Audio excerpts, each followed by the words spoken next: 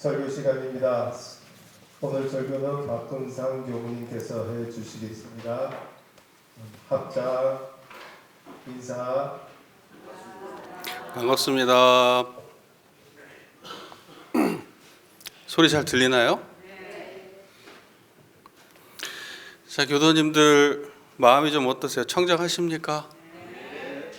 네, 청정하시면 입꼬리 살짝 한번 올려보시고, 네.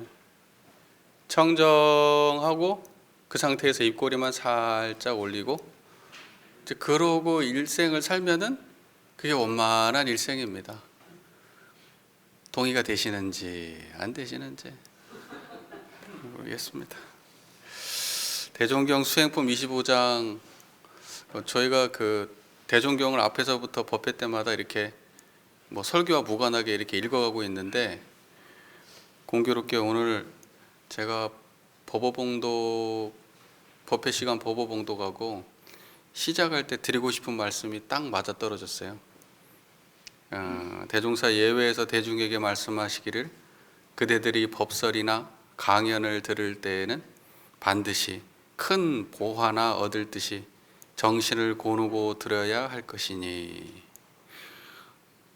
그러니까 무언가 막 큰 금은보패나 구할 듯이 여러분 밖에 나가가지고 인생을 사시면서 돈 버는 일, 돈을 벌 수 있는 일 같으면 어때요? 눈이 번쩍 뜨시잖아요. 누가 공짜로도 준다 그러면 막 눈이 막 번쩍 뜨시잖아요. 막 정신이. 사실은 원불교 와가지고 법당 와가지고 앞에서 교무가 이렇게 설교하고 대종사님 말씀을 전할 때 그 듣는 마음이 꼭 그렇게 금은보패라도 구할 듯한 마음으로 들어야 되거든요. 근데 우리가 그런 마음으로 잘 안 듣고, 오늘 교무가 몇 분이나 설교를 하려나, 빨리 끝나면 나 지금 집에 가야 되는데, 지금 이런 생각하시면서 듣고 계신 건 아니시죠? 설마 아니겠죠? 설마. 절대 아니라고 하시니 감사합니다. 그러니까 법사나 강사가 아무리 유익한 말을 한다 하더라도 듣는 사람이 요령을 잡지 못하고 범연히 듣는다면, 그냥 평범하게 그 이야기의 핵심 본질을 모르고 그냥 평범한 이야기, 좋은 이야기 이렇게 듣는다면 그 말이 다 실제 효과를 얻지 못하나니라. 그러니까 실제 나의 삶하고는 무관한 이야기가 되는 거예요. 제가 앞에서 지금 앞으로 2년 동안 지금 이야기를 했고, 앞으로 4년 동안 더 제 얘기를 들으셔야 될 텐데, 그 아무리 들어도 나의 삶하고는 무관하다는 얘기죠. 그러므로 무슨 말을 듣든지 내 공부와 내 경계에 대조하여 온전한 정신으로 마음에 새겨 듣는다면 그 얻음이 많아지는 동시에 실지 행사의 자연 반조가 되어 예회의 공덕이 더욱 드러나게 되리라. 내 예회의 공덕은 어디서 드러나는 거냐? 나의 일상 실지 행사에서 드러나야 된다는 거예요. 예회의 공덕이. 근데 내 마음을 고추 세우고 정말로 나의 공부와 그 다음에 내 일상의 경계에, 그러니까 거기에다가 제 말씀을 이렇게 부합해가지고 들으려고 노력을 안 하고, 그러니까 앞에서 이야기하는 거는 그냥 좋은 말씀, 대종사님께서 하신 좋은 말씀 이렇게만 듣고 만단 말이죠. 근데 그렇게 들으면 안 되고, 앞에서 이렇게 이야기를 할 때 저 말씀이 나한테 이러한 깨달음이 되어야 되고, 저건 내가 지켜야 되겠구나, 내가 이게 부족하구나, 저 대종사님께서 경계하는 모습이 지금 나의 모습이구나, 내가 저렇게 살아야 되겠구나라고 자기 반성을 끊임없이 하면서 자기를 돌아보면서 그러고 들어야, 그래야지 제가 일상생활에 가서 그러한 상황이 닥치면 지금 공부했던 이 말씀이 떠오른다는 거죠. 그래서 실제로 한 번 더 생각하게 되고 한 번을 더 수정하게 되고 하면서 대종사께서 우리를 이끄시는 대로 불길을 향해서 한 발짝이라도 나갈 텐데, 여기서 듣는 건 여기서 끝나고, 여기서 듣는 가운데에도 또 금은보패나 구할 듯이 안 들어. 또 그냥 좋은 말 하는가 보다, 나하고는 무관한 얘기 하는가 보다, 그냥 이렇게만 들어요. 그러니까는 시간 지나도 하나 우리 삶의 변화가 없는 거예요. 교당 들어오면은 그냥 뭐 좋은 얘기 듣고 그냥 그걸로 끝. 일상으로 돌아가면 나는 일상은 똑같아. 하나도 안 변해. 수십 년이 지나도 하나도 안 변해. 원불교 왜 다니는 거예요? 다니는 보람이 없잖아요. 그래요? 아유, 제가 잘 몰라 뵀나 보다. 근데요, 이거는 사실 행위까지 변하는 거는 상당히 어려워요. 행위까지 변하는 거는. 그러나 마음이 저게 저렇게 살아야겠구나라고 그 마음을 돌리는 거는 또 해볼 만하거든요. 그러니까 저는 우리 여기 계신 교도님들의 마음을 이쪽에서 이쪽으로, 생각을 이쪽에서 이쪽으로 이렇게 옮겨 놓는 정도까지, 도움을 드리는 정도까지만 제가 할 수 있지, 여러분의 일상을 바꾸는 거는 여러분 스스로의 노력이 바꾸는 거지 제가 어떻게 못합니다. 그런 말이 있잖아요. 저기 오아시스까지는 끌고 갈 수 있지만, 그죠? 그 물을 마시는 건 본인이 직접 해야 된다는 거예요. 근데 거기까지 안 간단 말이죠. 그게 쉽지 않아요. 그게.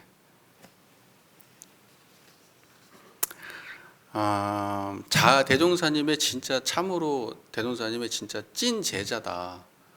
정말 우리가 대종사님의 정말 찐 제자고 나는 진짜 원불교의 제대로 된 교도다, 이렇게 스스로 생각하신다면 그러면 다른 게 필요 없어요. 일단은 대종사님의 본문과 나의 삶을 직접적으로 연관시켜서 공부해 볼 마음을 내셔야 돼요. 그게 되는 분은 진짜 대종사님의 찐 제자가 되는 거고, 그냥 듣고 좋고 말면 그냥 원불교하고 좋은 인연으로 끝나는 거예요. 그래서 내 인생이 끝나는 시점에 내가 생로병사 해탈을 못하고 가는 거예요. 그때 좋았던 추억이 있지 하고 추억으로 남기고 가는 거예요. 원불교가 추억이 되고 말아요. 여러분의 삶에 내 인생에 많은 시간을 함께 했던 좋은 추억. 근데 그거를 저는 바라지 않고, 대종사님께서도 그걸 바라진 않으실 거예요. 우리 교단이 존재하는 이유는 우리 교도님들의 진짜 실제적 삶이 변화되고, 종국에 가서는 우리가 생로병사의 해탈까지 딱 얻고, 내가 원불교 만나는 보람을 죽을 때가 돼서야 진짜 얻고 가는구나, 이렇게 마무리를 하시면 너무 좋을 것 같은데, 근데 노력하지 않고 그냥 되지는 않겠죠. 그래서 일상을, 자기 교도님들의 마음을 들여다보는 일상을 가지셔야 돼요. 항상. 그래서 조금이라도 내가 내 삶이 원불교의 가르침으로 진급했는가를 항상 체크하면서 그렇게 사시면 돼요. 어디다 받아 적으라는 게 아니라 오늘 잠잘 때 딱 누워가지고 생각해 보면 내가 어제보다는 조금 좋은 생각했다, 어제보다는 조금 더 배웠다, 어제하고는 조금 달랐다, 이렇게 느낄 수 있는 하루하루가 되면 그분은 계속 진급하는 거예요.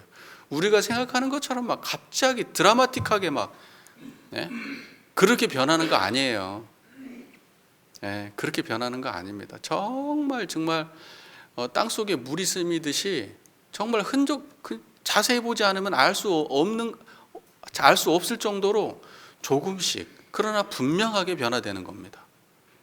우리 교도님들께서 그러한 변화를 조금 맛보시면 어떨까. 개별적으로는 교도님들 자기 스스로 생각해 볼 때 나는 완벽한 인간이야 라고 생각하세요? 혹시? 나는 손댈 게 하나도 없는 완벽한 인간이야. 내가 어떤 문제가 있어갖고 남들이 나한테 그런 얘기 한다면 그건 그 사람 문제지 내 문제가 아니야, 이렇게 생각하고 혹시 사세요? 네, 나는 완벽하니까. 상황에 따라서 때로는 인정이 되기도 하고 때로는 수용이 안 되기도 하고, 지나 똑바로 하지 않은 마음도 나고. 근데요, 어떠한 이야기가 들려오든지 그것이 다 나의 문제에서 비롯되었구나 라고 스스로를 돌아보셔야 돼요. 그게 되는 사람과 안 되는 사람의 차이가 극명해요. 저는 우리 교도님들 한 분 한 분을 대할 때 저분은 여기서 이만큼만, 요것을 요만큼 바뀌면 너무 좋겠다, 저분은 저것을 요만큼만 바꾸면 너무 좋겠다 해가지고 제 마음속에서 한 분 한 분을 대상으로 부처님을 꿈꿔요. 저분은 저기를 바꾸면 부처님이 될 것 같고, 저분은 저기를 바꾸면 훨씬 좋을 것 같고, 인생이 바뀔 것 같고. 말씀을 못 드리겠어요. 삐질까 봐가지고, 고당 안 나온다 그럴까 봐가지고 속으로만 생각하고 말씀을 못 드리겠어요. 아니에요. 예, 어려워요. 교화가 그래 어려운 거예요. 예, 목구멍이 여기까지 올라오거든요. 이만큼만 조금 하면 좋겠는데 그만큼이 안 옮겨져서 그분의 인생이 답답한 거거든요. 근데 그거를 스스로도 모르고 말해도 안 받아들이지. 내가 인식하고 알아차릴 정도의 문제면 그러면 제가 이야기해도 받아들여요. 근데 그게 내가 진짜 그래? 이제 이렇게 생각하신다니까. 말을 못 하겠어요. 답답해. 그래서 아니 같이 사는 가족들한테도 다 말 못하고 사는데 언제 봤다고 교도님들 이제 2년밖에 안 본 교도님들한테 이렇게 훈계질을 하겠어요. 젊은 교무가. 알아서 스스로 판단을 해보세요. 설교할 때 예? 은유적으로 하면 못 알아들어. 예, 은유적으로 하면 못 알아들어. 예. 그러니까 문제죠. 그러니까 법회를 볼 때 제가 이제 이런저런 이야기를 많이 하잖아요. 그러면 제가 누군가를 콕 집어서 하는 이야기는 없어요. 그러나 교도님들 대부분은 제가 하는 이야기를 듣고 자기하고의 삶, 나의 모습하고 비춰보셔야 돼요. 예, 저는 절대 이 설교하거나 할 때 누구 한 사람을 집어서 공격의 대상으로 삼아가지고 설교 단상에서 한 사람 들으라고 막 하고 그러지 않아요. 그런 마음으로 설교하면 안 되죠. 예, 그러죠. 그러니까 저는 이제 교도님들한테 일일이 그 말을 못 하니까 스스로 챙겨 보시라고 제가 오늘 좀 말이 깁니다. 한 2년쯤 되고 이제 3년째쯤 접어드니까 이렇게 4년을 더 채우고 간다 한들 제가 우리 교도님들의 인생에 큰 어떠한 그 계기를 마련해 줄 수 있을까라고 하는 그런 생각도 들더라고요. 네. 지금 제가 항상 드리는 말씀이 제가 요새 교당 고친다고 나름대로 애쓰고 있잖아요. 어제는 진짜 좀 피곤하더라고요. 몸이. 설교 준비해야 되는데 저녁 때쯤 되니까 좀 정신이 차려져요. 몸이 엄청 피곤했는데. 근데 이제 교도님들께서는 저를 일일이 다 걱정하세요. 막 모든 사람이, 저를 아는 모든 사람이 이제 니도 젊은 나이 아니다 막 이제 이러면서 막 걱정을 하세요. 근데 저는요, 그런 거는 저한테 아무런 걱정거리가 아니에요. 조금 몸을 쉬면 되고요. 이거 몸뚱아리 어떡할 건데, 이거 평생 가지고 살 것도 아니고. 저는 걱정거리가 이 교당이 건물이 걱정이 아니고요. 교도님들 한 분 한 분이 어떻게 성불의 길을 가게 할 건가, 그게 걱정이에요. 그래서 이 공사를, 아무리 제가 공사를 하면서 애를 쓰면서 한다 그래도 교당의 공부에 관련돼서, 교당 행사에 관련돼서는 조금도 소홀함이 없이 이 일을 한다, 저는 그렇게 생각해요. 주종이 저는 명확합니다. 교당에서 하는 모든 행사는 공부가 주예요. 김장을 해도 공부가 주가 되는 거고, 무슨 식혜를 만들어도 공부가 주가 되고, 교당에서 밥 먹고 설거지하고 치워도 공부지, 그거 하면서 공부가 없으면 아무 의미 없는 거예요. 교당 생활 아무 의미 없는 겁니다. 저 일하다가 이 모든 일이 다 순조롭게 풀릴 것 같아요? 이거 하면 안 되고 저거 하면 안 되고 짜증 안 날 것 같아요? 그러면 거기에 그거 일이 되고 안 되고 붙잡히면 제가 무슨 보람이 있겠어요? 이 교당 와서 그 일을 통해서 제가 계속해서 제 안에 부족함을 들여다보고 미숙한 걸 들여다보고 또 마음을 챙기면서 저는 계속 그 시간이 저한테는 공부하는 시간이지 일하는 시간이 아니에요. 일은 핑계지. 저한테는 그 시간이 공부하는 시간입니다. 교도님들도 그래 주시면 좋겠어요. 우리 교무가 일하는 게 아니고 열심히 공부하는 중이구나, 이렇게. 그러니까 걱정하지 마시라, 미안해 하지도 마시라. 그래서 나도 공부하고 싶다 그러면 오시고 일 도와주러 온다 그러면 오지 마세요. 공부하러 온다 그러면 오세요. 아시겠죠? 자, 서론이 그냥 길었습니다. 오늘 할 말도 많은데 걱정되죠. 또 할 말 많으면 또 얼마나 길게 할까 싶어갖고. 네, 교도님들의 인생의 순위를 1순위부터 10순위까지 매겨본다 그러면 과연 내가 공부가 1순위인가 생각해 보십시오. 여러분 인생에 가장 중요한 거는 공부예요. 나를 성장시키는 게 그게 1순위가 되셔야 돼요. 여러분 돈이죠? 아직까지는 가족이죠? 아직까지 건강이죠? 아직까지 놀러 가는 거죠? 그게 1순위죠. 그거 다 빼고 나머지가 공부 아니에요. 그거 걸치면 일단 교당 빠지는 건 그 다음 문제 아니에요. 근데 그렇게 되면 찐 교도는 못 돼요. 자기 인생 안 바뀝니다. 맨 1번에 갖다 놔도 잘 안 바뀌는데요. 제가 해보니까 잘 안 되더라고. 1순위가 공부여도 잘 안 되던데. 그게 2순위, 3순위, 교당 나오는 게 2순위, 3순위, 저 5순위, 10순위면 그 인생 바뀝니까? 듣기 싫어도 좀 들으세요. 맨날 듣기 좋은 소리만 할 수는 없으니까. 자, 부모 배은의 결과 오늘 공부할 텐데요. 전서 33쪽입니다. 한번 읽어보겠습니다. 우리가 만일 부모에게 배은을 한다면 나는 내 부모에게 배은을 하였건만은 세상은 자연히 나를 미워하고 배척할 것이요 당장 제가 낳은 제 자손도 그것을 본받아 직접 앙화를 끼칠 것은 물론이며 또는 세세생생 거래간에 혹 나의 무자력한 때가 있다 할지라도 항상 중인의 버림을 받을 것이니라. 오늘의 주제는 부모 배은이에요. 부모 배은. 부모 배은을 하면 어떤 결과가 오는가? 지금 그 내용에서 대해서 말씀하세요. 읽어보면 모르는 내용이 뭐가 있겠어요? 다 아시는 내용이잖아요. 지금까지 공부한 내용이 있기 때문에 어차피 반복되는 내용이잖아요. 지난 시간에 부모 보훈의 결과를 공부했는데 부모 보훈의 결과의 반대가 부모 배은의 결과 아니겠어요? 네, 그러니까 특별히 할 얘기가 없는 것 같지만 하려고 그러면 또 많아요. 우리가 이거를 갖다가 또 100% 이해하는 거는 또 아니거든요. 또 이해하는 듯 하다가도 얘기해 보면은 다 몰라요 또. 자, 부모 배은의 결과를 공부하기 위해서는 앞서 저희가 공부했던 피은, 보은, 배은에 대해서 다 상기를 해야 돼요. 그래서 무엇이 부모 배은이라고 말씀을 하셨냐? 부모의 은혜에 배은한다라고 하는 것이 무엇인지를 알아야 그 결과를 알 거 아니에요. 오늘은 결과에 대해서 얘기하는 건데 부모 배은이라고 하는 거는 앞에서 우리가 공부했던 바와 같이 부모에 대한 피은, 보은, 배은을 알지 못하는 것과 그러니까 피은, 보은, 배은에 대한 그 내용에 대해서 깊이 있는 이해가 없는 거예요. 알지 못하는 것과 설사 안다 할지라도 보은의 실행이 없는 것이니라 라고 되어 있죠. 부모에 대한 피은, 보은, 배은에 대한 내용도 모르면 배은자고 모를 뿐만이 아니라 알아도 실천하지 않으면 그게 배은자다. 그러니까 실천하지 않아서만 배은자가 아니라 모르면 배은자예요. 모르면 배은자. 여러분 모르면 배은자예요.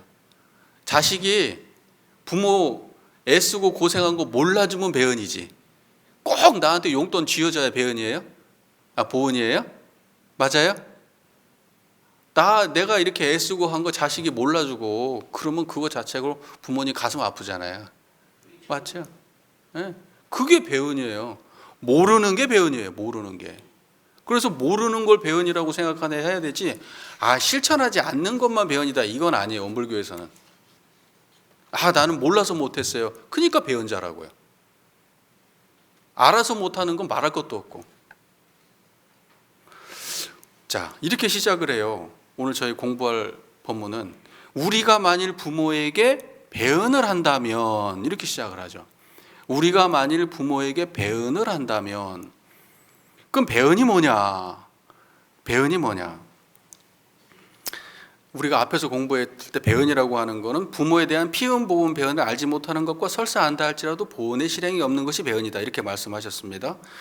피은을 자각하지 못하는 것, 보은을 자각하지 못하는 것, 배은을 자각하지 못하는 것 이게 배은이다 이렇게 말씀하셨어요.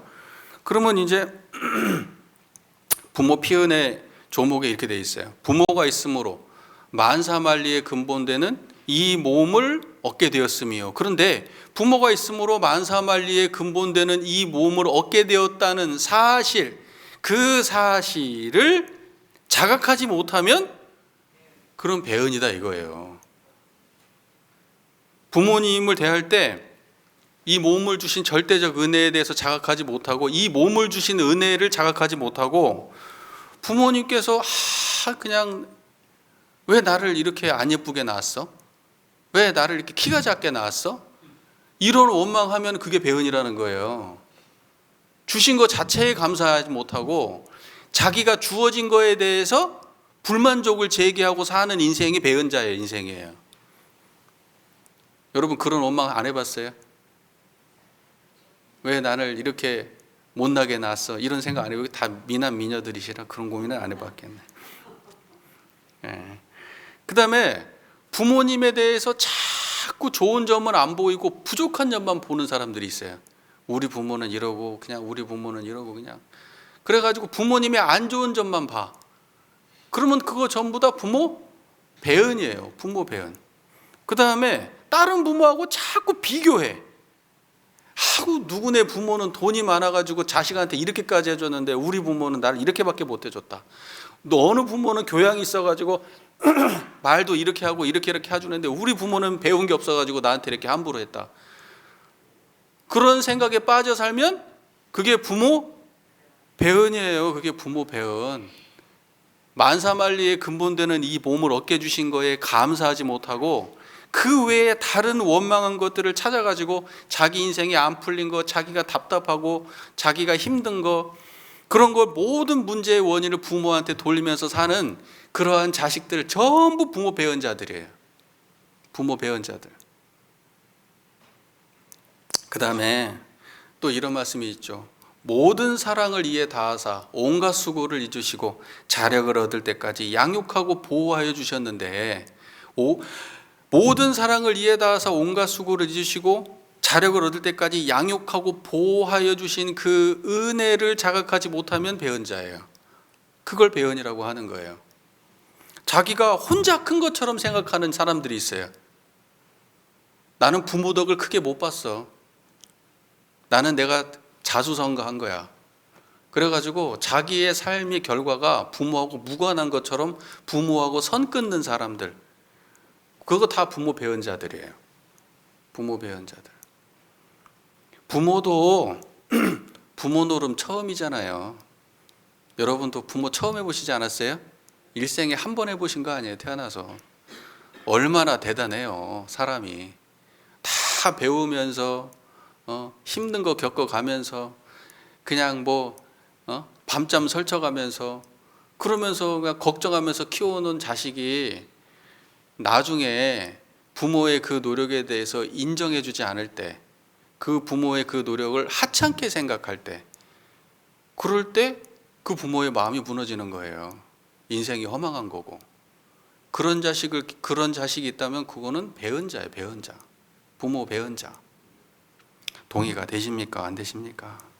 그래서 자식이 자신의 성공은 모두 부모로부터 내가 기인 데서 왔다라고 하는 걸 자각할 때 그게 보은자가 되는 겁니다. 그리고 자기가 실패를 했다 하더라도 그것이 내가 부모 잘못 만나서 이렇게 됐다라고 생각하지 않는 거, 내가 부모님께 제대로 효를 못했구나라고 자기를 돌아봐야 그게 부모 보은자예요. 자기 인생의 탓을 부모한테 돌리는 거는 그거는 배은자입니다. 그거는 이제 청소년 질풍노도의 시기까지만 이제 용인되는 거예요. 20 넘고 30 넘고 40 넘어서도 그러고 있으면 그거는 자기 전생의 힘이에요. 그러니까 뭐냐면 교도들 사람이 태어나가지고 어린 시절은 자기 인연복에 의해서 굉장히 많은 영향을 받는데 성인이 되고 난 그 이후에는 자기 전생의 힘으로 살아가는 거예요. 그러지 성인이 되고 난 이후에도 이생의 부모가 어때가지고 내가 이랬다 이런 소리 하는 거는 그거는 배은자예요. 지혜가 없는 사람이에요.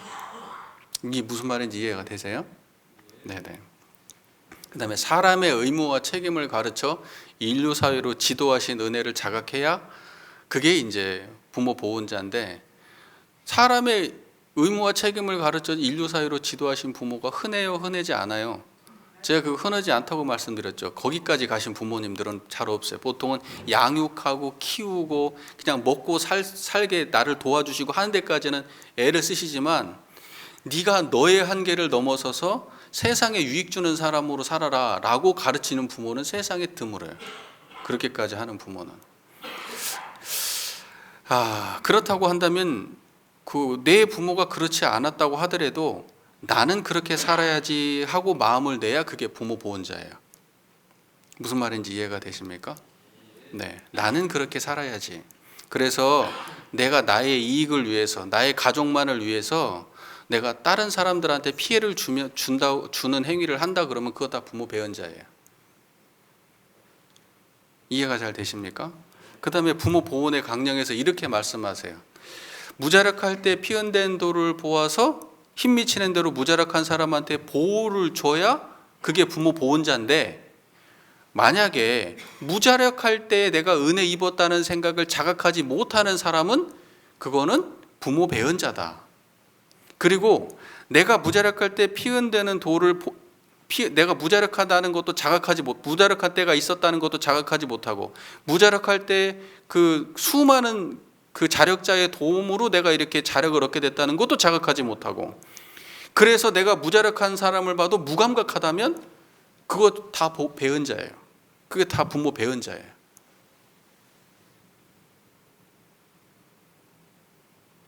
자기의 무자력한 시절을 자각하지 못한다. 자기의 무자력한 시절을 자각하지 못하는 사람이 어떻게 감사가 나오겠어요? 여러분 무자력한 시절 상상해 보세요. 여러분 자녀를 키워보셨잖아요. 그러니까 애를 키워봐야 부모 심정 안다고 하대요. 애를 키워봐야.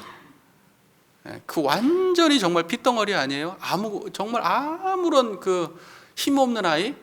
그게 자력을 얻을 때까지 키운다는 게 보통 일이에요? 맞잖아요. 우리는 절대적 무자력의 시간을 보내요. 아주 수많은 사람들의 도움을 얻어서. 그런데 요즘에는 이제 부모만 자식을 키우는 게 아니라 누가 함께 키워줘요, 자녀를.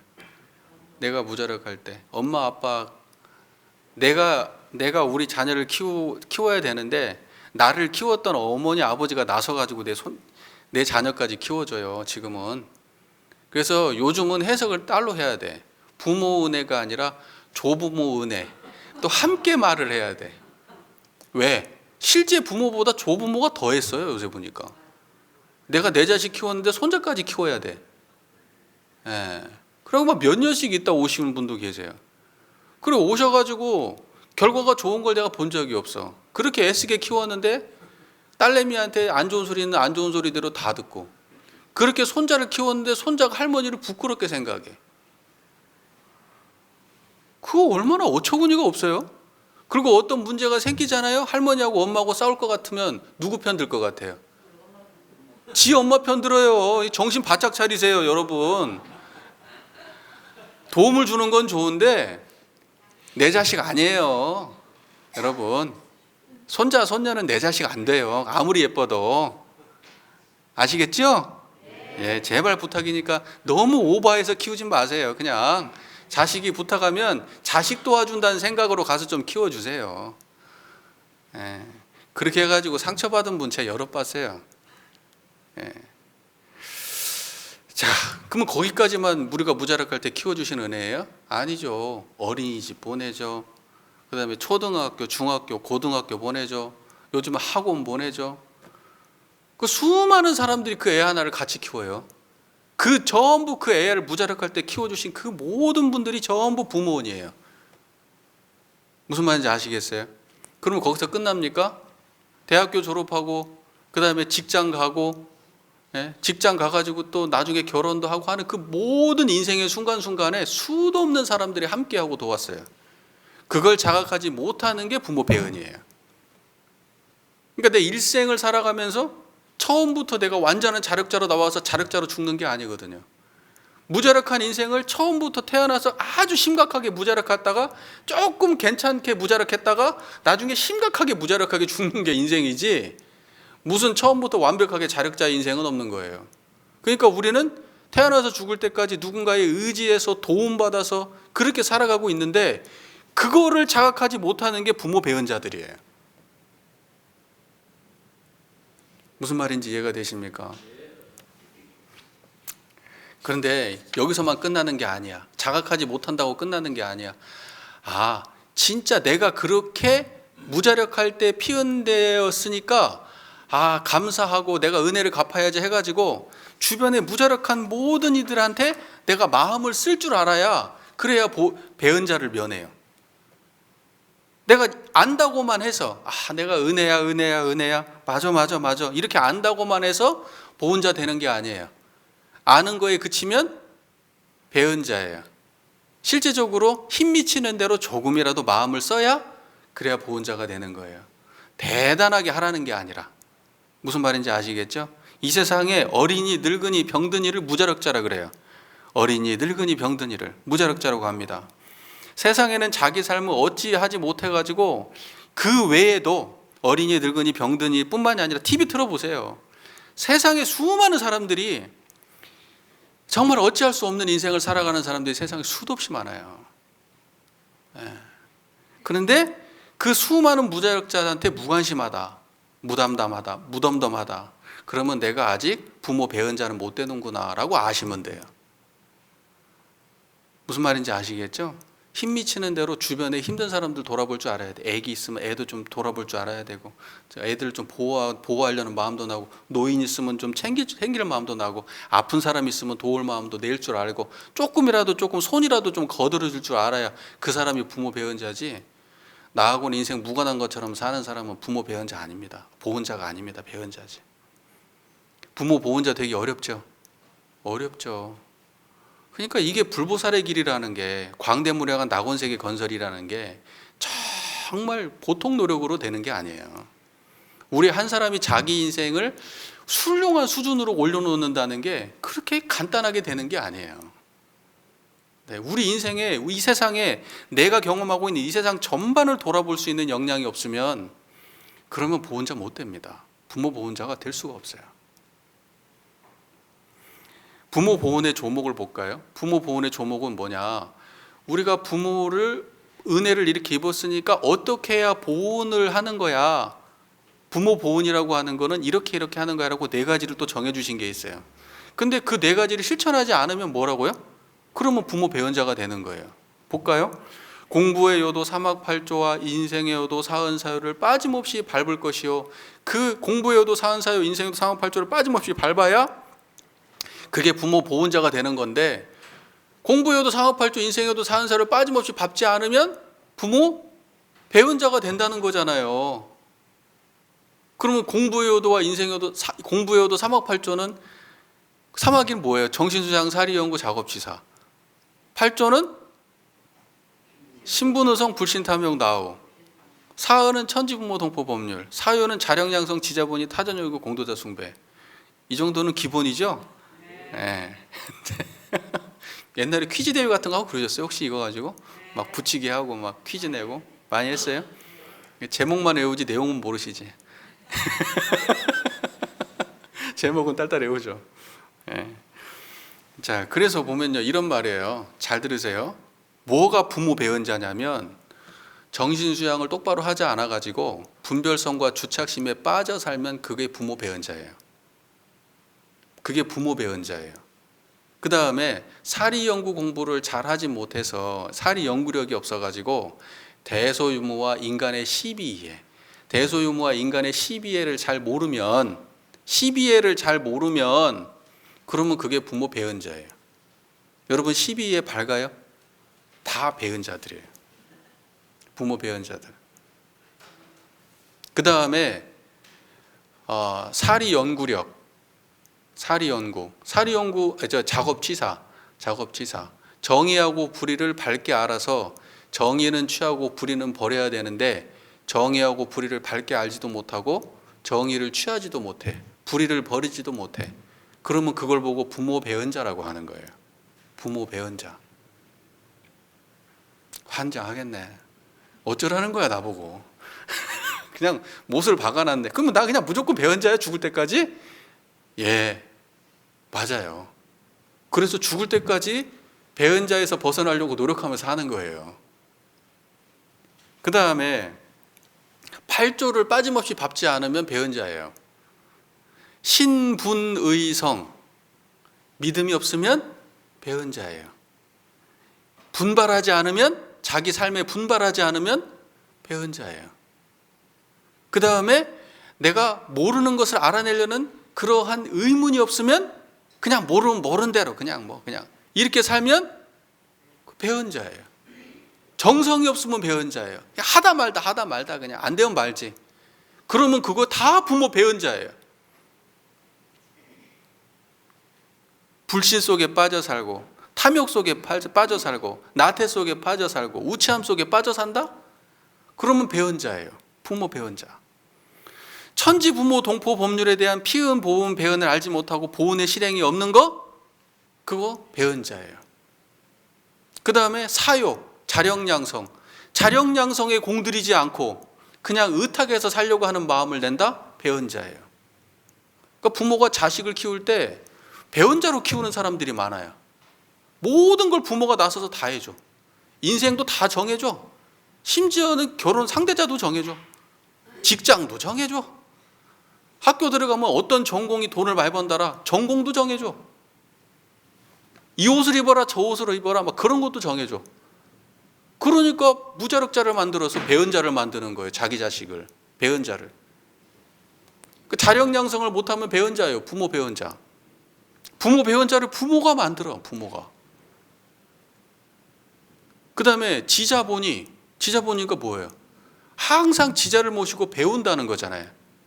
항상 누군가한테 모르는 것을 배우고 그 차별제도를 넘어서 가지고 나보다 훌륭한 사람이 있다면 언제든지 배우려는 마음으로 그렇게 대할 때 그 사람이 보은자지, 자기가 대단해 가지고 그냥 남들 가르치려고만 하지 배우려는 마음이 없어요. 그건 배은자예요. 그 다음에 타자녀 교육. 내 자식만 가르칠 줄 알지 내가 아무리 돈이 많아도 남의 자식은 첫 거들떠도 안 봐. 그런 배은자예요. 부모 배은자. 그 다음에 공도자 숭배. 세상에 훌륭한 사람이 있으면 존경하고 위해주고 드러내주고 해야 되는데 깔아 뭉개기 바빠. 나보다 내 위에 올라가는 놈은 내가 못 참겠어. 우리 교당에서도 내가 제일 잘 나가야 되는데 우리 교당에 오니까 잘난 놈들이 많아가지고 내 너무 힘들어. 이러면 어때요? 그거 부모 배은자예요. 부모 배은자.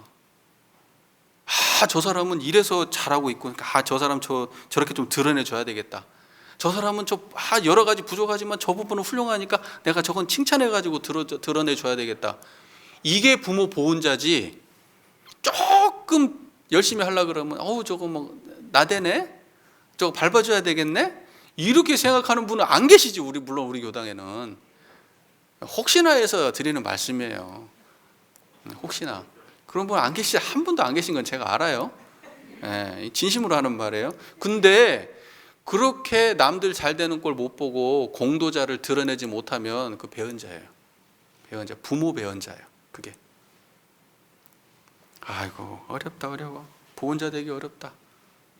대종사께서 깨달았고 세상을 딱 살펴보니까 없었더라 보은자는 없었더라. 노래도 있잖아요. 성가에도 보은자가 없다 세상에. 그러니까 대종 이런 기준으로 세상을 바라보니 보은자가 없었겠어요? 보은자가 있었겠어요? 이런 기준으로 세상을 보면 보은자가 없지. 여러분, 부모 보은하고 효가 같다고 해서 틀리다 했어요. 세상에 효자는 많아요. 하지만 보은자는 없습니다. 세상에 효자가 많죠. 여러분 여기 다 효자들 아니세요? 나름대로 다 효자들이시잖아요. 하지만 보은자는 못 돼요. 효자가 된다고 해서 보은자가 되는 건 아닙니다. 불효를 한다고 해서 배은자가 되는 건 아니에요. 그리고 효하고 보은 배은을 구분 못 하시면 안 됩니다. 자, 부모가 무자력할 경우에는 힘 미치는 대로 심지의 안락과 육체의 봉양을 드려야 하는데, 부모가 무자력할 경우에 처했는데 심지의 안락과 육체의 봉양을 드리지 않으면 배은자가 돼요? 이거는 누구나 다 아는 내용이겠다. 그죠? 불효니까. 자, 무자력한 자기가 경제적 여력이 있어도 부모의 육체의 봉양을 드리지 않는 사람도 있어요. 부모를 미워해서. 연 끊고 사는 사람 많아요. 다 배은자들입니다. 배은자예요. 어찌 되었건 배은자예요. 부모가 부족해도 부모가 자력이 있을 때는 그냥 보기 싫으면 안 볼 수도 있지만 최소한 부모가 무자력해져 가지고 자기의 몸을 어떻게 스스로 못할 때가 되면 아무리 미운 자식이라도 나서서 도와야 되는 거예요. 안 그러면 배은자가 돼요. 무슨 말인지 이해가 되시죠? 네. 그런데 부모님의 육체적 봉양은 잘 책임지는데 그거는 의무와 책임인 줄 알아가지고 남들 손가락질도 받기 싫고 해가지고 부모의 육체 봉양은 잘하는데 심지의 안정을 못 드리는 배은자도 있어요. 돈도 잘 벌고 뭐 괜찮아, 잘 살아. 근데 부모님의 마음을 불편하게 해. 만나면 맨날 말 함부로 하고 부모님한테 이래라 저래라 하고 듣기 싫은 소리 막 해쌓고 그러는 자녀 있어요 없어요? 있어요. 그런 자녀.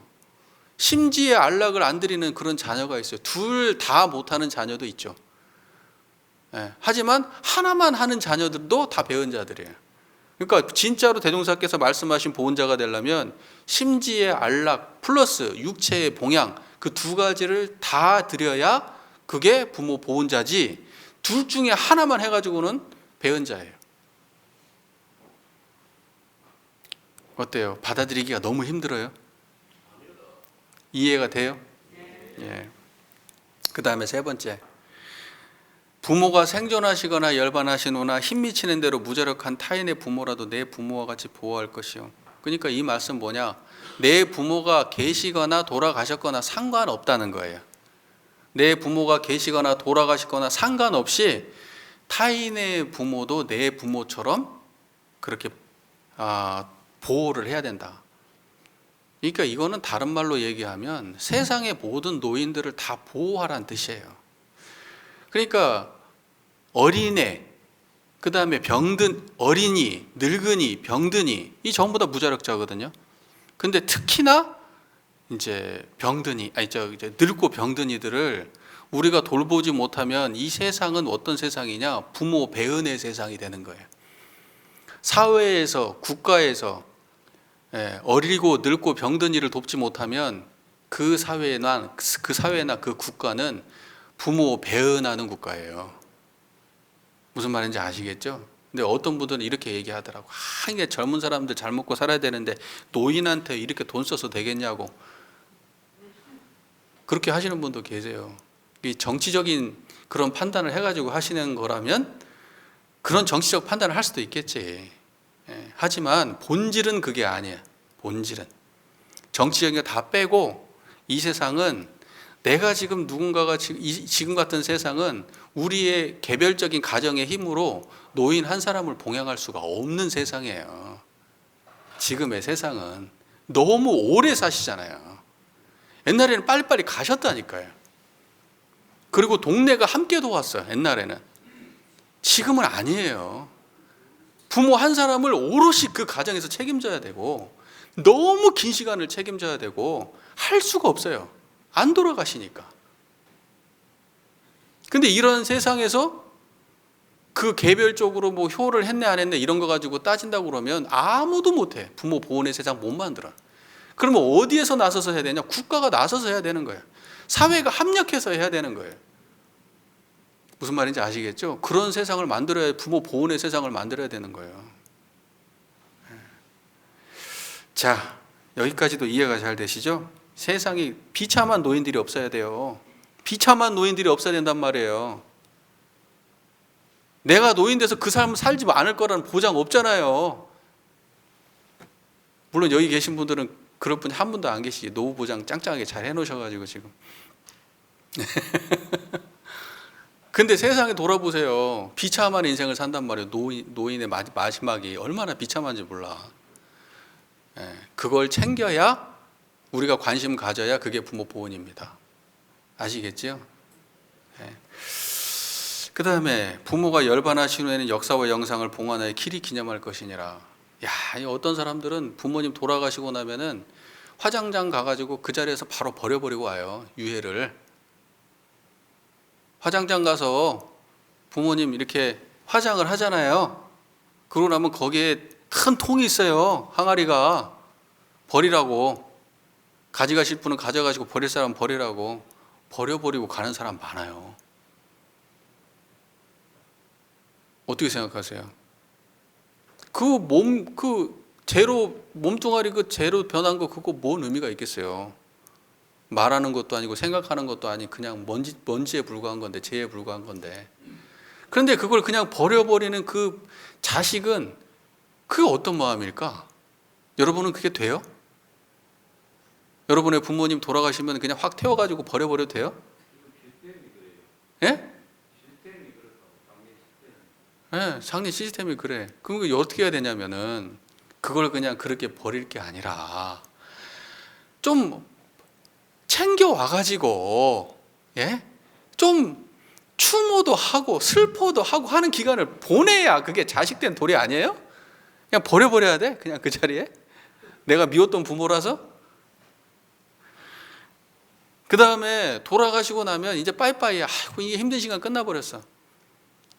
이제 뭐 부모 길이고 뭐고 뭔 소용이야. 이미 돌아가시고 없는데. 놀러나 가고 그냥 그러면 됐지. 자, 우리가 형식적으로 무슨 뭐 제사를 지내고 원불교에서 열반 기념제를 지내고 뭐 하라는 뜻이 아니에요. 최소한 부모님을 잊지 말고 항상 감사하고 그리고 추모하면서 인생을 살란 뜻이지. 아니 그렇게 안 살다가 이게 남들 우리 집은 전부 다 유교라서 제사 지내야 되니까 밥상 차리고 제사 지내야 돼. 또 뭐 오시는 분도 계셔. 그러니까 내가 어쩔 수 없이 그냥 그때 귀찮아서 하기 싫어서 억지로 제사를 지낸다? 그런 제사는 안 지내도 되고, 오히려 그런 제사는. 그러니까 제사를 우리가 세상에 존재하는 모든 형식이라고 하는 거는 거기에 인간의 마음을 담는 거예요. 마음을 담기 위해서 형식이 있는 거지 형식을 위해서 형식이 있는 게 아니에요. 마음에 어떠한 감사함도 없고 어떠한 추모하는 마음도 없는 사람이 제사 지내는 거 의미 없어요. 의미 없다고. 또 반대로 제사를 지내거나 뭐 특별한 행사는 하지 않지만 항상 그때쯤 되면 부모님을 생각하고 마음에 감사한 마음을 내고 부모님에 대해서 이런저런 이야기도 가족들하고 나눌 수 있으면 그게 훌륭한 거예요. 그게 보은자예요. 무슨 말인지 아시겠죠? 절대 형식은 마음을 담기 위해서 존재하는 것이지 형식 자체가 본질이 아니다. 아시겠죠? 원불교에서는 뭐예요? 여러분 집에서는 기제사 지내시잖아요. 기일 되면은 부모님 제사 지내시죠? 근데 뭐 따로따로 하시는 분 요즘은 없으시죠? 어머니 아버지 따로 하시거나 뭐 할아버지 할머니 따로 이렇게 안 하시잖아요. 다 통합해서 안 하세요? 합동으로 하잖아요. 네, 그게 본질이 뭐예요? 그게 바로 기념이 본질이라서 그렇게 할 수 있는 거예요. 기념이 본질이니까. 돌아가신 날짜가 살아신 데까지 뭐 돌아가신 날짜가 중요한 게 아니고 그분을 추모하고 기념하는 게 본질이라서 합동이 가능한 거라고요. 안 그러면 개별적으로 해야 되지. 우리가 개별적으로 생일상 차리듯이 따로따로 차려야 그게 맞죠. 무슨 말인지 아시겠죠? 아니 자식하고 딸이 있는데 이제 아들 자식하고 딸 자식이 있는데 그 둘 중간쯤에 해가지고 둘이 합산해가지고 생일을 차리자 이러면은 둘 다 만족해요? 둘 다 불만족해요? 둘 다 불만족해요. 왜냐하면 그거는 그런 기념이 아니란 말이에요. 그러나 돌아가신 분들을 기념하는 거는 돌아가시는 분을 하는 거는 그거는 원불교에서 뭐라고 얘기하냐면 기념제라고 그래. 기념제. 열반 기념제. 영혼이 있어가지고 하는 게 아니에요. 생일 잔치는 생일을 받는 당사자가 있잖아요. 근데 돌아가시는 분은 그렇게 누군가가 뭐가 있어가지고 개별적 영혼이 있어가지고 지금 살아남아가지고 내가 제사 지낼 때 와가지고 제사밥 먹고 그런 게 아니에요. 여러분 유교에서 제사상 차리니까 영가가 오셔가지고 제사밥 먹는 줄 아시죠? 그래서 문 열어놓잖아요. 귀신 들어오라고. 귀신이 뭐 문 있다고 못 들어가요? 어이가 없어. 그거 생각해보니까 그 추운 날 제사 지낼 때 보면 막 문 활짝 열어놓고 아주 지금도 어렸을 때 생각이 나. 그 대청마루에서 제사 지낼 때 엄청 추웠던 거. 문 닫는다고 귀신 들어오고 뭐 문 닫는다고 못 들어오고 귀신도 아니지 그게. 예. 자 보세요. 생일잔치 차리고 하는 거는 그러한 기념은 당사자가 있으니까 그런 거예요. 그 사람이 안단 말이에요 그거를. 돌아가시는 분은 육체가 없기 때문에 몰라요. 아시겠어요? 그래서 살아있는 사람이 기념하는 거예요. 제사상 차려놓고 영가가 와서 먹는 게 아니라 제사상을 차려놓고 그분이 드셨던 음식을 차려놓고 그분을 추모하는 행사예요. 지방 쓰죠? 앞에다가 그분이 왔다고 생각하고 하는 거예요. 그러지 영과 진짜로 영이 와가지고 하는 게 아니에요. 유교에서는 귀신 안 믿어요. 유교에서 어디 귀신을 믿어요? 유교는 그런 게 아니에요. 유교는 무슨 말인지 아시겠죠? 그 천도제는 뭐예요? 천도제는 그분이 영가가 다음에 이 육신을 버리고 중음이 있다고 믿기 때문에 천도제 지내는 거예요. 불가에서는 영혼의 영속성을 믿어요. 그래서 천도제를 지내는 거예요. 뭔 말인지 아시겠죠? 유교에서는 영혼의 영속성을 믿지 않아요. 죽으면 끝이에요. 그래서 기념하기 위해서 제사 지내는 거지 영혼이 오는 게 아니에요. 무슨 말인지 이해가 되시는지 안 되시는지 모르겠다.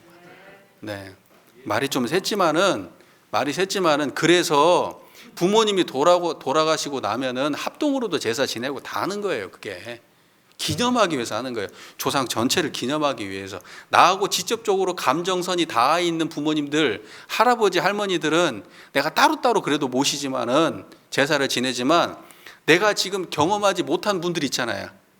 뭐 증조부터 시작해가지고 저 위에까지는 내가 모르잖아요. 그분들은 합동으로 추모하는 거예요. 그래서 전부 다 어느 정도 3대, 4대 넘어가면 요즘은 3대까지 하잖아요.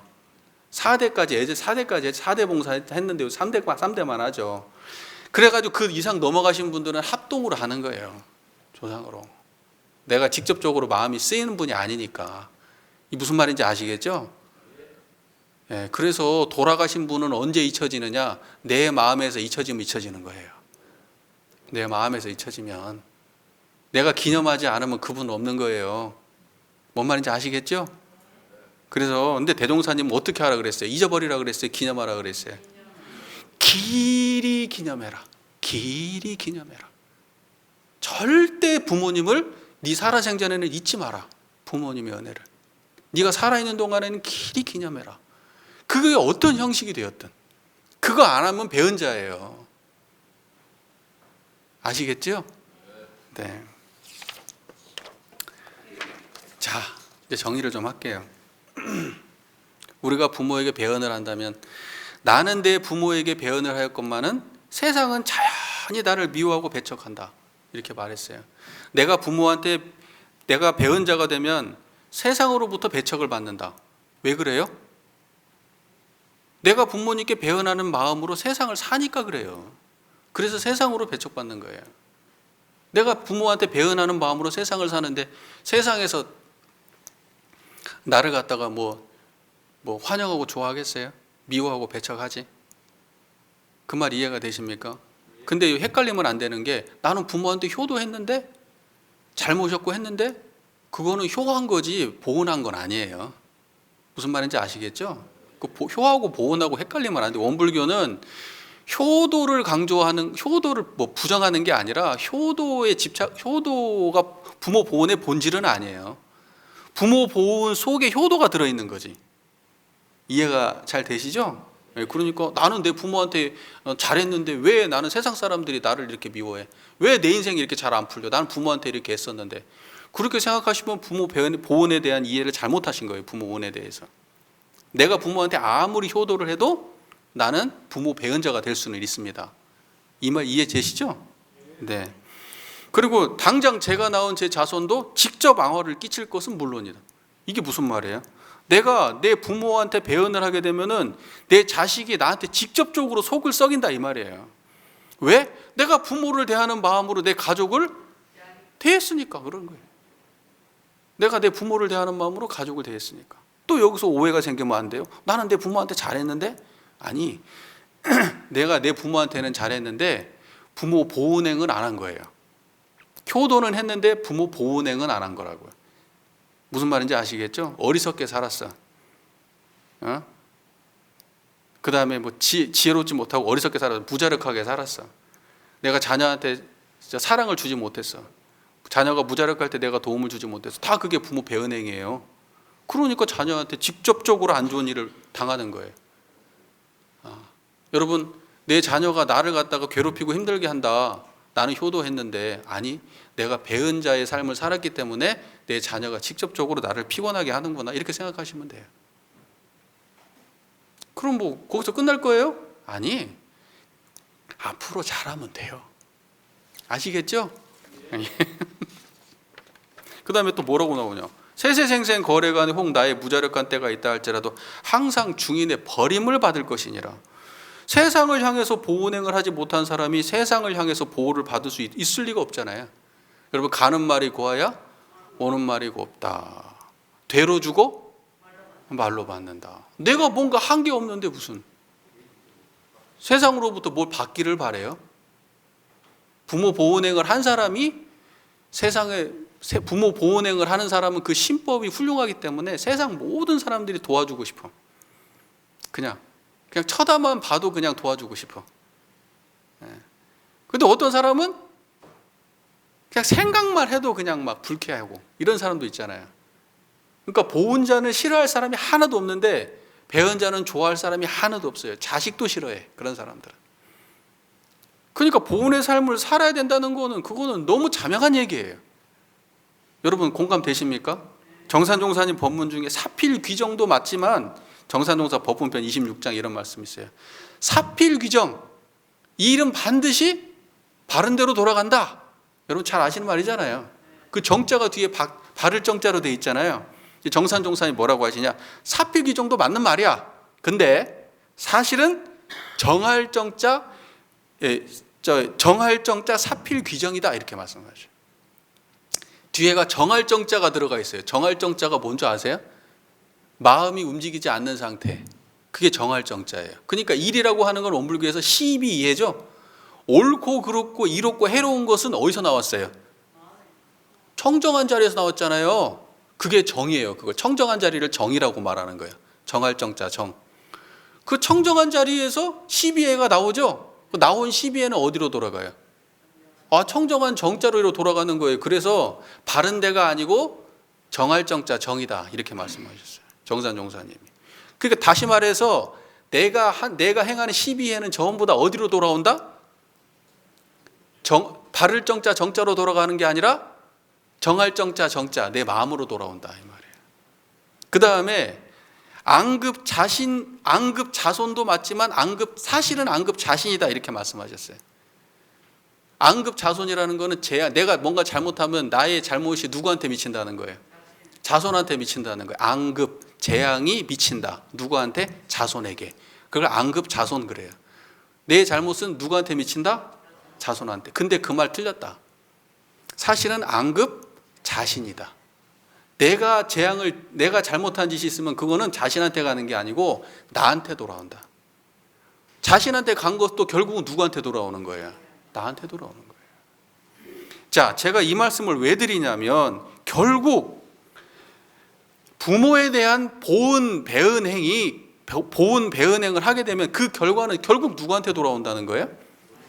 결국은 자기 자신한테 돌아오는 거예요. 배은자의 삶을 살게 될 건지 보은자의 삶을 살게 될 건지 그건 결국 자신의 선택의 문제지만, 하나 확실한 거는 절대 내가 배은자의 삶을 살고서 보은자의 결과를 기대할 수도 없고, 보은자의 삶을 살고 배은의 결과가 나오지는 않는다는 겁니다. 인과는 호리도 틀림이 없어요. 그래서 부모 배은의 삶을 살게 되면 반드시 모든 문제가 나한테 다 돌아와요. 배은의 결과가. 세상으로부터도 미움받고 버림받고, 자식으로부터도 직접 해독을 입고, 그 다음에 내가 힘든 일이 있어도 아무도 나를 도와주지 않아요. 나를 외면해. 그러니까 내 삶을 돌아봤을 때 나는 내 자식 복도 없는 것 같고 주변에 인연 복도 없는 것 같고 내가 힘들 때는 아무도 나를 모른 채 하고, 그러면 스스로를 돌아봐야 돼. 왜? 내가 지어서 나한테 온 거니까요. 남을 원망하지 마세요. 원망하는 마음을 내고 있는 그 순간이 바로 부모 배은하고 있는 거예요. 내가 그 순간에 감사를 찾을 때, 조금이라도 감사한 마음을 찾아낼 수 있을 때, 그 원망 속에서도 그 빛이 보일 때, 아, 내 문제구나라고 조금이라도 보일 때, 그때 그분은 보은자의 삶으로 돌아갈 수가 있는 겁니다. 동의가 되십니까? 안 되십니까? 우리 교도님들이 한 분도 빠짐없이 보은자가 되셨으면 좋겠어요. 배은자의 삶을 살지 않으셨으면 좋겠어요. 그래서 한 분 한 분이 정말 불보살의 길로 가셨으면 좋겠어요. 그렇게 해주세요. 감사합니다.